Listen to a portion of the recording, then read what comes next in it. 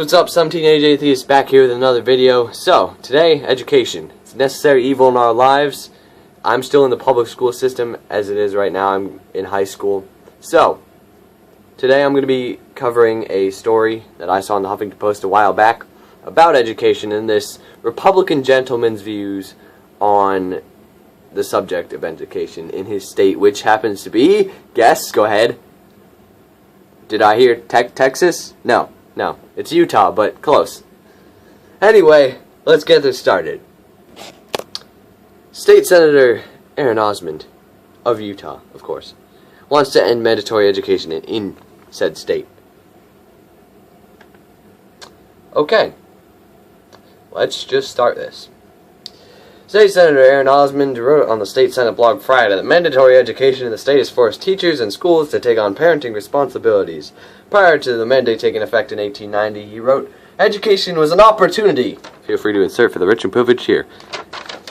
And parents were more engaged. Not necessarily a good thing. We'll cover that later. He's going to word it a lot worse in the actual blog post. And parents were more engaged. He also wrote the teachers were more respected. Okay, next, let's just get into the meat of this, and allow me to give my opinion on this guy. Okay, and his views on education and the public school system. Some parents completely disengage themselves from their obligation to oversee and ensure the successful education of their child. Okay, I'm not sure if this guy is too educated himself, because there's this very simple thing that you do if you want your child to be educated. Homeschool. It's called homeschool. Just teach them at home. If you want that entire responsibility to fall on you, which most parents don't, and that's why they send their kids to another school, whether it's private or public, you take them in yourself and you teach them yourself. That's, if you want the responsibility, you can have the responsibility. If you're sending them to public school, you're already taking that responsibility off yourself. You're giving yourself time to go to work and such. Alright, let's continue here, because it gets worse. Some parents act as if the responsibility to educate and even care for their child is primarily the responsibility of the public school system.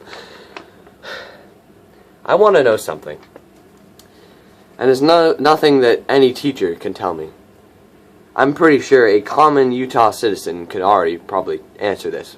How far up this guy's ass is his head? How far up his own ass is his head? That's what I need to be answered. Because he just said, some parents act as if the responsibility to educate and even care for their child is primarily the responsibility of the public school system.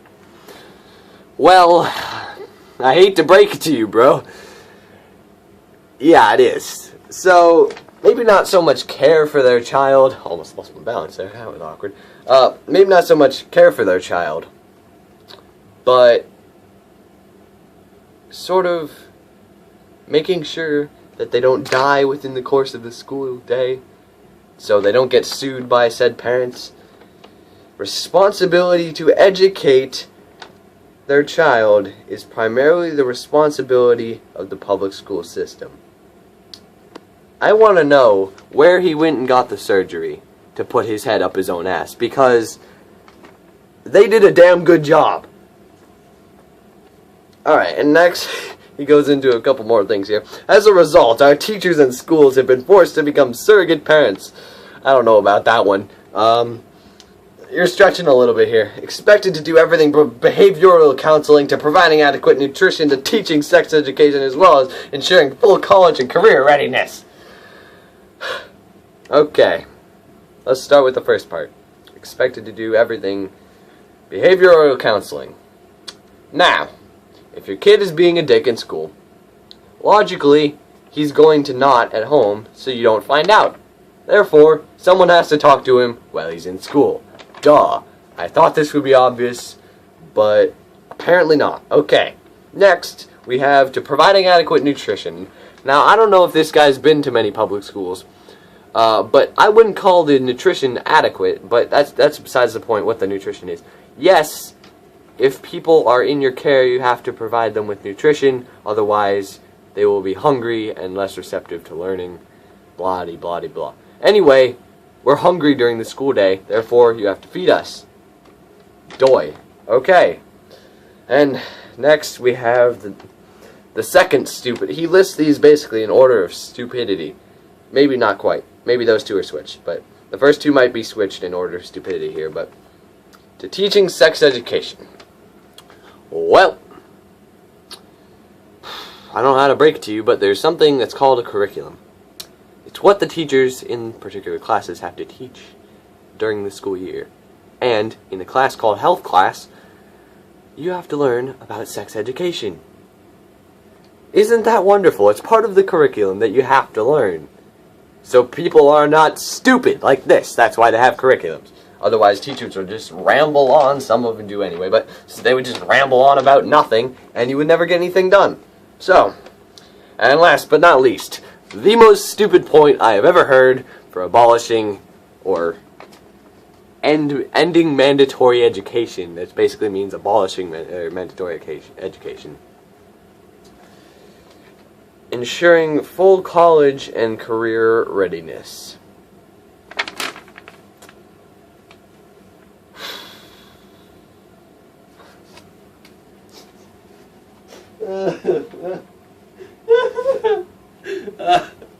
It's so bad. It's just so stupid. I can't take it. Ensuring full college and career readiness. No! Shit! I'm in high school, starting this year. And I believe the next step in the educational process is college, if I'm not mistaken. I mean, I could be wrong here. I mean, I've only been familiar with this system my entire life. I could be wrong here, but college is next, right? So we, obviously, naturally, high school would not have anything to do with preparing us for college at all. Not at all. Like, not career readiness, nah, don't even worry about that. No, that's not a big deal. Just chuck them out there in the workforce. Ah, look, they'll get some stupid minimum wage job at McDonald's. It'll work, whatever. Full college ready, really? Come on, you gotta do better than that. It's too easy. Okay, next. Unfortunately, in this system, teachers rarely receive meaningful support or engagement from parents. Oh my goodness. So, parent-teacher conferences. I'm not sure if they have them in whatever state you're in, but in my state, basically the teacher schedules a meeting with the parents, vice versa, whichever way it happens to work out. And they talk about their child's academic performance. That is meaningful support and engagement. That's all that has to be. That doesn't have to be they're coming in every single day, because kids don't want that. And teachers don't want that either, because they're trying to teach. They're trying to do their job. They're already underpaid. Don't take away their time. Alright. And occasionally face retaliation when they attempt to hold a child accountable for bad behavior or poor academic performance. Blah-de, blah-de, blah. Well, that's an individual case. Clearly, this doesn't happen with every single person, because not every single person always has poor academic performance. Some people are always at top of the class, no matter what class it is. But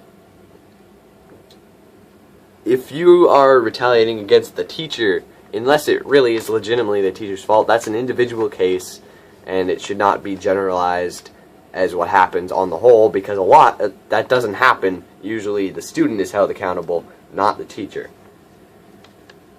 In his post, Osmond called on parents to decide whether or not their children should go to school. That's really funny and sad at the same time. I'm laughing and crying. I can't decide if that's funny or sad. My face doesn't want to make up its mind. Well, I'm making some weird, really weird faces. Whether or not their children should go to school. Ugh. That is the stupidest thing I've ever heard of. That's a rhetorical question. Yes, of course. So they're not stupid. They don't become a politician and start talking about, oh, we should end education. Already one of the dumbest things. Anyway, we'll get into that later, because he actually is going to go further. He's digging the hole, and he's going to throw the shovel out in a minute, okay? And as for exploration into how much time children should be in school. Well, more than you already have, as mentioned in your next sentence. He wrote that states should not mandate 990 hours a year of education. They should mandate more, because allow me to do some math here that I did quickly earlier. 990 hours is about 141 days, which at about 7 hours per day, which is the average school day. That's about what mine is. If it's less there, then that's ridiculous. You're already taking away their time. And 1,260 hours is 180 days of school, which is how much we have to go in Massachusetts. And we are one of the smartest states. In general, New England is one of the smarter regions in the country. And that's 180 days. So already 39 days behind one of the smarter areas of the country. And you're saying, oh, let's do less. Let's make them stupider. Yay. Just pump them into the voting machine already. Make them vote Republican. Should we just sign them up now? And instead, should let local school districts mandate or make the decision. Sorry. Yeah, about that. What happens, sir, when a school district that you are discussing, you're allowing them to have their own free decision? What happens when they make it more? What happens when there's actually someone who knows what they're doing and they decide, hey, you know what, 990 hours is not enough, let's make it more so the kids aren't as dumb? What happens then? This whole plan could easily backfire on you, but it won't, because you live in Utah and everybody else in Utah is apparently like this too, since you somehow got elected. On his website, Osmond highlights education issues and says that along with the compulsory education mandate, state government needs to provide necessary funding for schools. You gotta be joking me, man. You made me spend 11 minutes of my life debunking all of your arguments on why there shouldn't be mandatory education. They say, well, actually, what I think is that we should have more money in the school system. If I can't have my way, I can still have my way. Yeah, America. Why? How does this happen? How did this knobhead manage to get himself elected? Everybody in Utah cannot be this stupid. That's not possible. They've given the stupid ones a voice in government. What is going on? This is ridiculous. He says, he completely blatantly contradicts himself and just whacks everything else he just said out of here. He's gone. He's like, well, you know what? My ideas before were stupid. And we're all like, yeah, we know. He's like, well, I'm going to have my cake and eat it too, because if we can't get rid of it, then we got to put more money into it. I agree we should put more money into it, but why in the heck would you consider getting rid of it in the first place, you idiot? Anyway, allow me to finish with this last sentence. He also calls for shifting more responsibility for education to local school boards and encouraging more people to attend school board meetings. That goes back to what I said before. What happens when there's that one town or that one school district that says, we're going to be the smart ones. We are going to add hours instead of trying to take them away, like this idiot's trying to get you to do. Anyway, and then it says, this is an interesting little tidbit it has at the end. I wonder if I will be able to tie this in. Osmond, 43, is the father of 5 children ranging in age from 7 to 20. So, I'm assuming many of those examples you gave as quote-unquote reasons to abolish mandatory education were actually personal anecdotes. I don't know if that's true or not. I'm gonna go ahead and guess. You had a bunch of kids go through the system, and then you're like, it's crap. I swear, one of his kids must have written this. One of the younger ones, of course, because the older ones are like, oh yeah, thank goodness I got an education, so I'm not like an idiot dad. Alright guys, thank you for watching. If you enjoyed the video, make sure to leave a like, comment, share your opinion on this story. Leave me any other stories that you want me to discuss. Make sure to subscribe too if you enjoyed. I'm done. Peace!